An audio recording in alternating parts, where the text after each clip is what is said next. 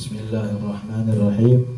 Assalamualaikum warahmatullahi wabarakatuh.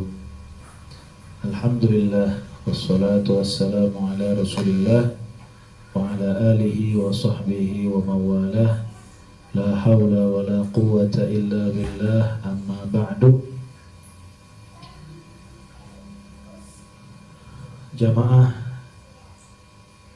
dimanapun Anda berada, alhamdulillah pada kesempatan kali ini kita bisa berjumpa lagi dalam kajian Islami yang mudah-mudahan kajian kita ini ada manfaatnya untuk kita semua, dan mudah-mudahan juga kajian kita ini mendapatkan ridho dari Allah Subhanahu wa ta'ala. Amin ya Allah ya Rabbal alamin. Para jamaah sekalian, salah satu kewajiban yang harus diketahui oleh seorang muslim, khususnya dia yang sudah baligh, adalah bagaimana tata cara mandi yang benar, mandi besar yang sesuai dengan syariat. Karena apabila kita tidak melaksanakan mandi besar atau mandi junub yang tidak sesuai dengan syariat, maka ibadah kita akan ditolak oleh Allah Subhanahu wa ta'ala. Karena ketika kita punya hadas besar, otomatis ketika ingin sholat, maka kita harus membersihkan diri kita dari hadas besar tersebut. Dan banyak orang-orang sekarang ya yang mau menikah ya, itu seharusnya belajar mandi, tata cara mandi dulu yang betul, yang benar, yang sesuai dengan syariat. Kenapa? Karena ketika orang sudah menikah ya, otomatis dia akan melakukan hubungan suami istri. Ketika dia setelah melakukan hubungan suami istri, maka dia punya kewajiban untuk membersihkan hadas besar yang ada dalam dirinya. Kenapa? Karena dia punya kewajiban lain, yaitu sholat 5 waktu. Nah, ketika orang tidak tahu ilmunya, maka semua sholatnya tidak akan Allah terima. Ya, sholatnya tidak sah. Ya, kenapa? Karena tidak bersih ya badannya dari hadas besar. Nah, insyaallah pada kesempatan kali ini, ikhwan rahimakumullah, nah kita akan menjelaskan ya bagaimana tata cara mandi besar yang baik ya, mandi besar yang benar ya, yang ditulis dalam satu kitab ya. Kitab ini yaitu kitab Syarah Hadis Jibril ya, yang muallifnya itu Al-Habib Zain bin Ibrahim bin Smith ya. Beliau orang Madinah, aslinya orang Bogor, namun sekarang beliau tinggal di Madinah. Nah, ini salah satu kitab susunan beliau ya, yaitu Syarah Hadis Jibril. Al-Musamma Hidayatut Talibin fi Bayani Muhammadiddin. Nah, ini ya.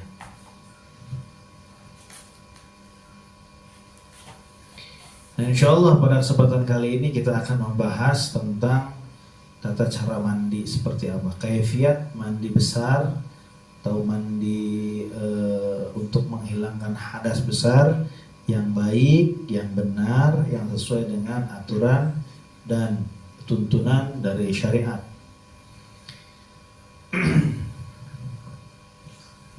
Perlu kita ketahui dulu bahwa rukun atau fardu dari mandi ini, fardu mandi yang pertama adalah meratakan seluruh badan itu dengan air disertai niat, ya, dibarengi dengan niat, ya. Jadi ada dua, yang pertama meratakan seluruh badan, yang kedua niat, ya.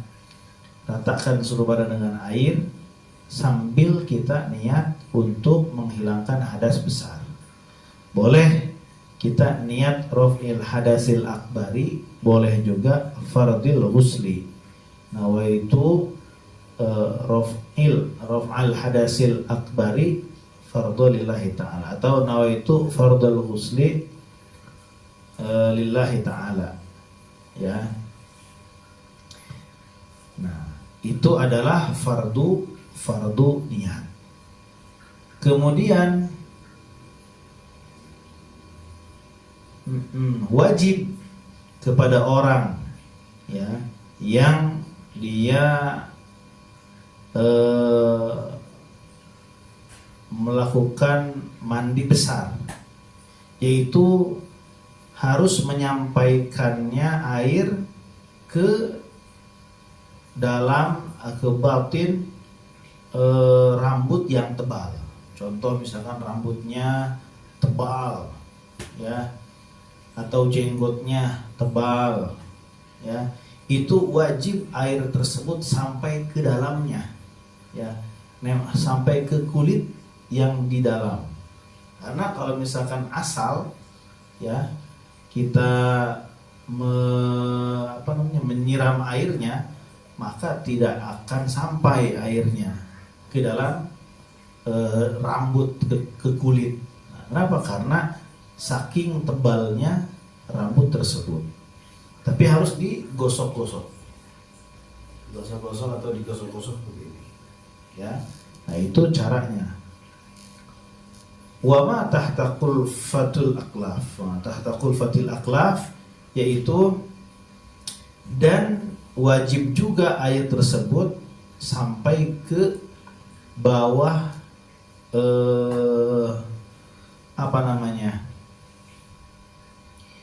yang di khitan tuh, istilahnya kalau laki-laki belum di khitan, nah ujungnya, nah itu wajib airnya itu sampai ke dalam. Kenapa? Karena di ujung, ya, di ujung kemaluan laki-laki yang belum di khitan itu ada najis yang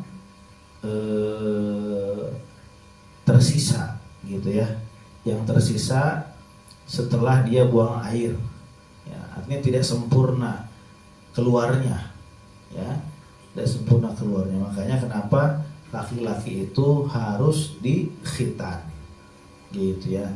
Boleh tidak di khitan, tapi si ujungnya itu, ya, itu harus dibuka dan dibasuh oleh air supaya najisnya hilang. Kalau tidak seperti itu, maka tidak sah, ya, tidak sah. Nah, mandinya tidak sah, wudunya tidak sah, ya. Kemudian wajib juga bagi seseorang yang hendak, ya, yang hendak mandi besar, itu wajib menghilangkan najis terlebih dahulu, ya, yang ada di tubuhnya, ya, yang ada di tubuhnya, gitu. Jadi sebelum kita mandi, ya, sebelum kita mandi, meratakan air, niat dan lain sebagainya, kita harus menghilangkan najis terlebih dahulu yang ada di dalam tubuh kita, ya, yang ada pada tubuh kita dihilangkan terlebih dahulu, ya. Di area depan, area belakang kita hilangkan, Hilangkan ya, sampai betul-betul tidak ada najis yang ada dalam tubuh kita ya. Hilang najisnya, setelah itu baru apa? Nah, baru dimulai dengan apa? Dimulai dengan bersiwak dan membasuh telapak tangan ya. Setelah kita menghilangkan najis dari badan kita, kita langsung disunnahkan untuk bersiwak sebelum kita memulai mandi. Nah, setelah bersiwak, lalu kita membasuh kedua telapak tangan kita. Kemudian kita basuh juga sama. Basuh apa? Basuh kemaluan dan juga sekitarnya ya, dari kotoran-kotoran ya. Nah, kalau tadi dari najis ya, tapi kalau misalkan masih ada kotoran sisa, misalkan apa namanya, keringat, daki yang lain dan lain sebagainya, khawatir daki tersebut tidak bisa atau menghalangi masuknya air ke kulit gitu ya. Nah, kemudian apa? Setelah kita membasuh kemaluan kita depan dan belakang, nah, kemudian kita berwudu seperti wudunya sholat ya. Nah itu ya. Jadi setelah kita membersihkan area kemaluan depan belakang, kita berwudu seperti wudunya orang yang hendak sholat, seperti biasa wudunya. Selesai berwudu, kemudian baru kita siram air ke atas kepala kita ya. Semua yang ada di kepala kita, hidung, mata, semuanya ya, itu harus terkena air ya. Jangan sampai ada bagian kulit yang tidak terkena air ya. Di di tempat-tempat tersembunyi seperti ini, kuping ya, itu semuanya harus kena. Yang rambutnya gondrong tebal, itu harus si air itu masuk ke dalam kulit atau sampai ke kulit. Nah, itu ya. Nah, setelah kita siram kepala kita dengan air hingga rata, kemudian basuh oleh kita atau siram oleh kita bagian badan kita yang sebelah kanan depan ya. Jadi badan kita itu saat mandi itu dibagi menjadi 5 ya. Ini sunnah ya. Badan kita itu dibagi menjadi 5. Yang pertama kepala, yang kedua kanan depan, kemudian kanan belakang, kiri depan, kiri belakang. Nah, itu urutan dalam membasuh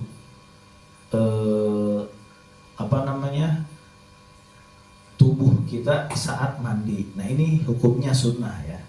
Hukumnya sunnah, tidak wajib ya. Nah, setelah kita basuh area badan kita yang depan, yang kanan, kemudian dibasuh juga bagian belakang kanan. Nah, setelah selesai belakang kanan, baru kiri depan. Setelah kiri depan selesai, belakang, kiri belakang ya. Nah, lakukan seperti yang tadi urutannya, itu dilakukan sebanyak 3 kali ya. Sebanyak 3 kali ya. Sambil apa? Sambil kita betul-betul meneliti lepitan-lepitan tubuh kita. Kalau orang yang gemuk ya, perutnya ada beberapa lipatan, nah itu sambil kita teliti ya, betul-betul si air tersebut masuk ke semua tubuh kita ya, ke semua kulit, sampai ke semua kulit kita ya. Sambil kita gosok-gosok ya. Kemudian takhlil, apa takhlil? Yaitu jari di sela-selanya gitu ya. Nah, gini. Nah, jangan seperti ini. Kalau seperti ini hukumnya makruh. Ya. Kalau begini makruh hukumnya. Tapi belak. Nah. Kemudian sama kaki juga, bawahnya kaki seperti itu. Ya. Nah itu tata cara mandi yang benar, ya, yang sesuai dengan syariat. Ya. Fardunya ada, sunnahnya kita dapat. Nah itu ya, amalkan oleh kita ya, apalagi khususnya para jamaah semua yang sudah berkeluarga atau yang justru yang mau menikah juga sama, ya, kita harus bisa belajar